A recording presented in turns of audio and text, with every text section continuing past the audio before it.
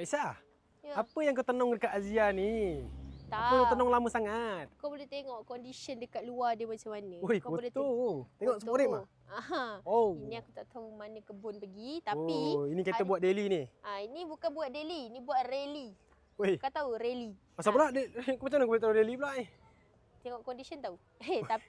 Tapi hari ni bukan nak cerita pasal luaran. Oh, Aku tengok dalaman dia.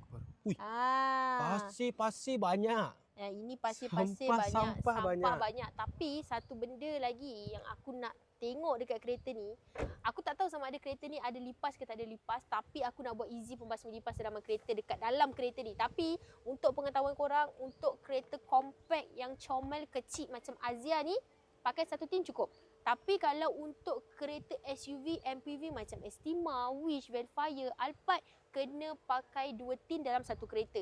Untuk cara penggunaan dia pula senang. Cara penggunaan dia hanya perlu start enjin kereta, hidupkan aircon, buka full volume lower, ambil saja tin easy, goncangkan dahulu, tekan button dan biarkan selama 10 hingga 15 minit dekat dalam kereta. So, mana nak dapatkan easy pembasmi lipas dalam kereta yang nak bersihkan kereta dengan cepat, dengan mudah, dengan senang, nak jimat duit, korang boleh tekan dekat beg kuning. Mek Isa dah letak link dekat bawah. Jangan ambil satu, ambil dua, ambil tiga, lebih jimat, lebih baloi. Tekan dekat beg kuning. Satu lagi.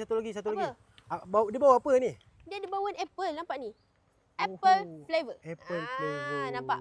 Dah lah jimat, murah, berbaloi, jimat masa pula tu. Nak jimat bajet, nak jimat masa, harga murah, tekan dekat beg kuning sekarang. Mek Isa dah letak link dekat bawah. Jangan ambil satu, ambil dua, ambil tiga, lebih jimat, lebih baloi. Tekan dekat beg kuning sekarang.